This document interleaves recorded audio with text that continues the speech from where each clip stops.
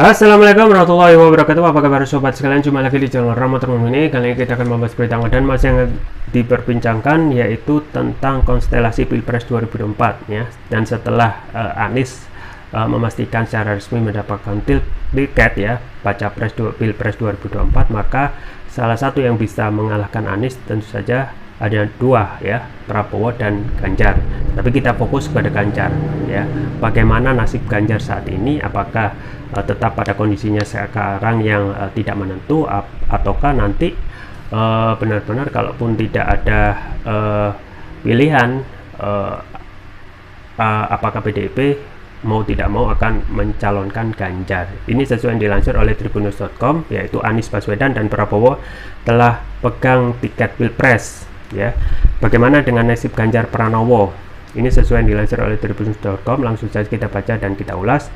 Tribunnews.com Jakarta, Anies Baswedan akhirnya mendapat tiket Pilpres menyusul dukungan PKS terhadap mantan Gubernur DKI Jakarta tersebut. PKS menjadi partai terakhir dalam koalisi perubahan yang menyatakan dukungannya terhadap Anies Baswedan. Wakil Ketua Majelis Syuro PKS Muhammad Soebul Iman mengatakan dukungan itu diputuskan atas keputusan Dewan Pimpinan Tingkat Pusat DPTP Majelis Syuro. Karena demikian, Soebul menyatakan dukungan secara resmi akan disampaikan PKS pada 24 Februari mendatang. Sebelumnya, Partai Demokrat juga resmi mendukung Anies Baswedan menjadi bakal calon presiden dalam Pilpres 2024. Hal ini diungkapkan oleh Ketum Partai Demokrat Agus Harimurti Yudhoyono alias AHY. Sementara Nasdem adalah partai pertama yang secara terbuka mendeklarasikan dukungannya terhadap Anies Baswedan. Genap sudah dukungan yang dibutuhkan Anies Baswedan untuk bisa maju sebagai calon presiden. Dengan demikian sudah ada dua bakal capres yang mengantongi dukungan capres secara memadai, yakni Prabowo Subianto dan Anies. Sebagai informasi, untuk mengajukan capres dan cawapres, partai atau koalisi partai harus memenuhi syarat minimal, yakni ambang batas pencapresan atau presidential threshold. Syarat yang ditentukan untuk ambang batasnya adalah 20% kursi DPR atau 25% kursi nasional dari pemilu sebelumnya. Saat ini pendukung Anies di koalisi perubahan terdiri dari PKS, Nasdem, dan Partai Demokrat. Jika dirinci, PKS punya 8,7% suara DPR, ditambah Partai Nasdem 10,26% suara DPR, dan Partai Demokrat dengan 9,39% suara di DPR. Dengan demikian, total suara dari ketiga partai yang tergabung dengan koalisi perubahan sudah 28,35% atau melampaui ambang batas pencapresan 20% kursi DPR. Sebelum Anies Baswedan, Ketua Umum Gerindra Prabowo Subianto sudah mengantongi tiket pencapresan. Ia memiliki dukungan gabungan partai Gerindra dan PKB. Jika dirinci, Gerindra punya 13,57% suara di DPR, ditambah PKB yang punya 10,09% suara. Dengan demikian total ada 24,47% suara DPR atau melampaui ambang batas pencapresan 20% kursi DPR. Ganjar Pranowo. Berbeda dengan Anies Baswedan dan Prabowo, sosok Gubernur Jawa Tengah Ganjar Pranowo justru belum memiliki tiket maju di Pilpres 2024. Hingga saat ini PDIP selaku partai tempat Ganjar Pranowo belum memberikan tiketnya kepada siapapun. Ada tradisi bahwa PDIP selama ini akan memberikan tiket baik di Pilkada maupun di Pilpres pada menit-menit terakhir. Ganjar sendiri selama ini selalu menang dalam jajak pendapat atau hasil survei di berbagai lembaga yang merilisnya. Agak ironis jika pada akhirnya Ganjar akan gigit jari karena PDIP misalnya memberikan tiket Pilpres itu kepada kader lain. Megawati Ganjar tampak akrab di Semarang, sinyal bakal diusung Pilpres. Ketua Umum PDI Perjuangan Megawati Soekarnoputri menghadiri pelantikan Wali Kota Semarang Evarti Gunaryanti Rahayu di Komplek Kantor Gubernur Jawa Tengah pada Senin 30 Januari 2023. Menariknya, dalam acara tersebut Megawati duduk berdampingan dengan Gubernur Jawa Tengah Ganjar Pranowo di kursi terdepan. Di kacamata politik, peristiwa ini ditafsirkan oleh sejumlah pihak sebagai indikasi Megawati akan mengusung Ganjar Pranowo di Pilpres 2024. Apakah momen tersebut sebagai sinyal kuat bakal diusung Ganjar dalam Pilpres 2024? Pengamat politik Arya Rangkuti menilai tak ada yang spesial dalam pertemuan ini. Menurutnya tak ada yang luar biasa dengan menempatkan Ganjar Pranowo duduk di barisan depan kalah harlah PDIP. Ini kejadian biasa, tindakan yang biasa juga. Jangan cepat terombang-ambing oleh tindakan kasuistik seperti ini. Apa yang dilakukan oleh GP ini tidak lebih dari tata krama pemerintahan kepada mantan Presiden RI. Tak ada yang istimewa, kata Ray Rangkuti saat dikonfirmasi Senin. Ray menuturkan bahwa akhirnya Ganjar Pranowo yang akan ditetapkan PDIP sebagai capres, dirinya kira hal itu karena pilihan rasional dan objektif, dan segala sesuatunya sedang mengarah ke sana, yakni pembekuan GP Ganjar Pranowo sebagai capres. Tetapi sebelum sampai ke sana, ada beberapa tahapan yang terlebih dahulu harus dibenahi, khususnya berkaitan dengan Ibu Puan yang terlihat memiliki hasrat besar untuk capres PDIP. Jadi hal ini hanyalah soal waktu, katanya. Oleh karena itu, kata Ray, peristiwa Ganjar yang dijauhkan dari Megawati atau didekatkan dalam satu meja atau tidak bukanlah ukuran soal dekat jauhnya Gubernur Jawa Tengah itu dengan Mega. Jauh dekatnya Megawati dan Ganjar adalah soal momen, bukan soal jadi capres atau tidak. Bukan karena tidak satu meja atau tidak dibagi kue ulta maka soal Mega Ganjar berjarak, dan sebaiknya karena satu meja maka soal Megawati Ganjar sudah sangat dekat, bukan, katanya. Sebab pada akhirnya pertimbangan rasionalnya yang akan jadi basis penentuan siapa capres PDIP, ujarnya. Ya, sobat sekalian, itu ya tentang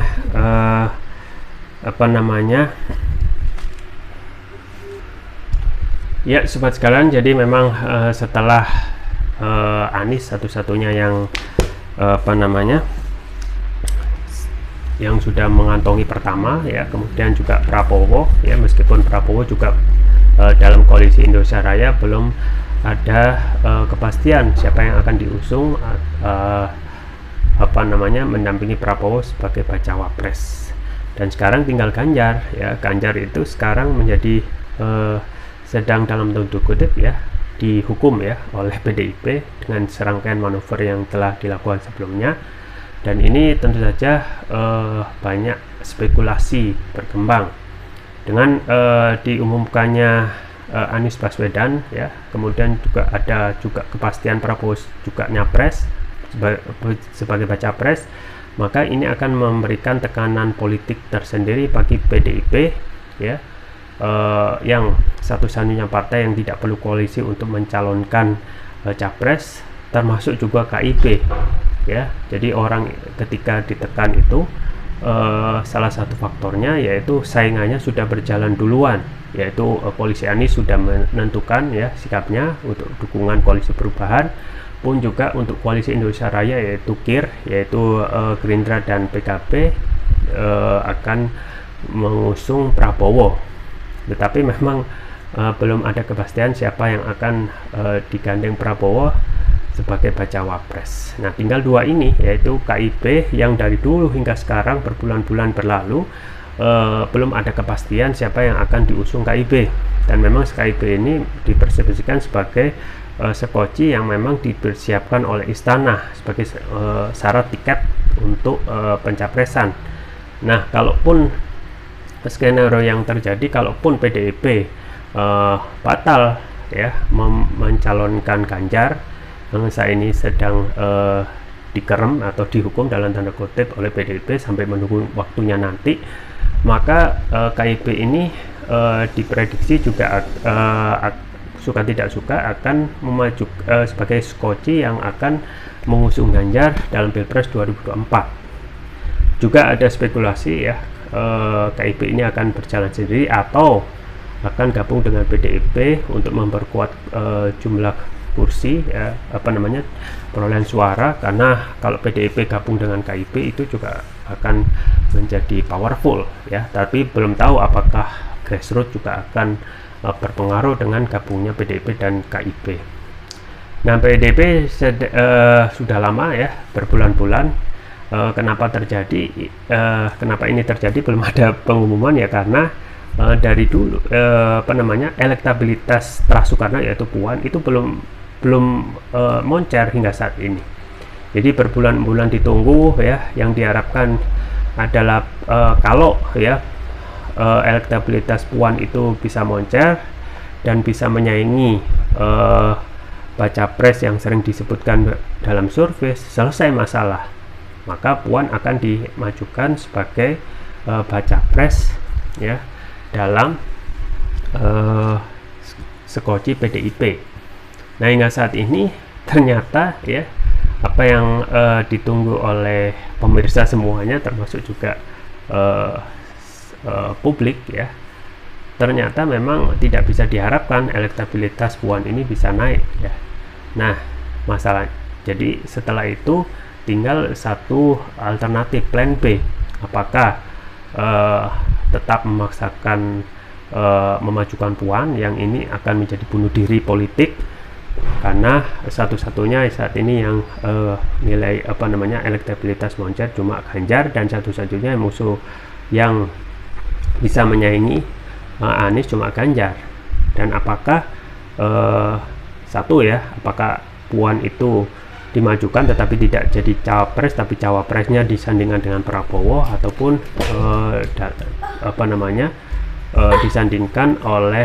disandingkan dengan Erlangga ya jadi cawapres, ataupun plan B ya, yaitu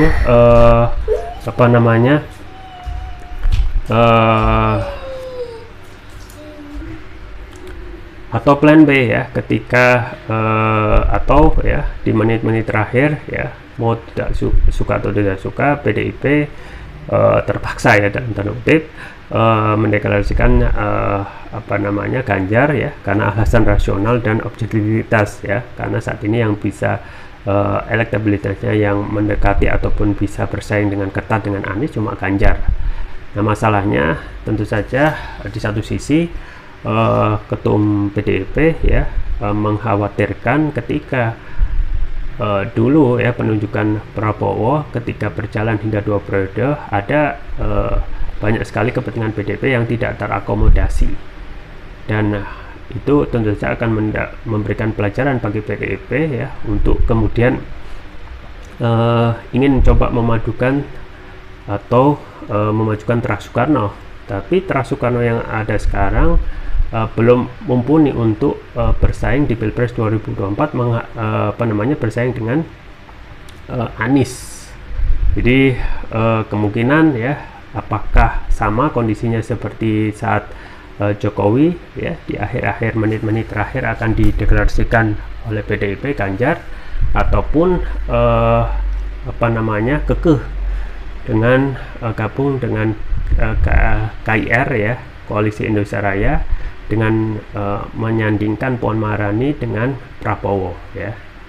Jadi kalau begitu satu hal ya, tinggal KIP, siapa yang akan dicalonkan KIP, apakah tetap Ganjar ya, di mana PAN dan P3 itu mempreferensikan Ganjar dengan Erlangga sebagai wakilnya. Jadi tentu saja kalau kita melihat konsistensi dari Bu Ketua Umum yaitu Megawati ya, kelihatannya kurang lebih ya situasi baca pres yang ada dalam PDIP itu kurang lebih sama seperti tahun 2014 ketika Jokowi di akhirnya ya satu-satunya yang dideklarasikan oleh PDIP dengan tentu saja Ketua Umum pada waktu itu yaitu Megawati didesak atau diprank ya dengan dalam tanda kutip tentu saja dengan survei yang menaikkan elektabilitas Jokowi, yang mau tidak mau Ketua Umum PDIP yaitu Megawati ya harus memberikan satu tiket capres pada waktu itu di 2014 kepada Jokowi. Nah, kemungkinan ya kalau berpikir rasional dan objektif tidak ada pilihan lain ya, meskipun ini berat ya, meskipun dari sisi PDIP menginginkan Teras Soekarno itu dimajukan, tetapi yang kalau memajukan ya sia-sia ya, karena kemungkinan untuk menang itu jauh panggang daripada jauh api ya. Nah, satu hal yang paling rasional yaitu saja tetap kondisinya sama seperti 2015 kemungkinan ya. Dan ini satu pilihan yang berat yang harus diambil adalah yaitu memajukan Ganjar di menit-menit terakhir ya, bagaimana dengan Puan? Ya, Puan bisa dimajukan nanti ya sebagai ketua umum PDIP menggantikan Megawati Soekarno Putri. Jadi itulah dinamika politik yang sangat dinamis dan sesuai dengan pragmatisme partai.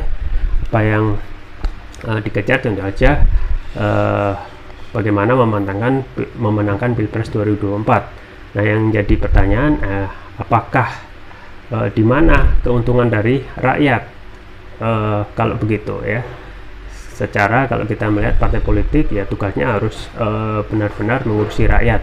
Tapi kalau kita melihat kecenderungan ya, tentu saja rakyat lebih memilih karakter yang mempunyai dipersepsikan untuk bisa memberikan perubahan ya. Dan memang sesuai yang diprediksi oleh Rocky Gerung 2024 ini memang tahunnya Anies ya. Kita tidak tahu ya, kita hanya melihat secara objektif dan rasional saja. Itu saja yang bisa saya sampaikan, semoga bermanfaat. Jangan lupa like, share, dan subscribe. Sampai jumpa lagi. Wassalamualaikum warahmatullahi wabarakatuh.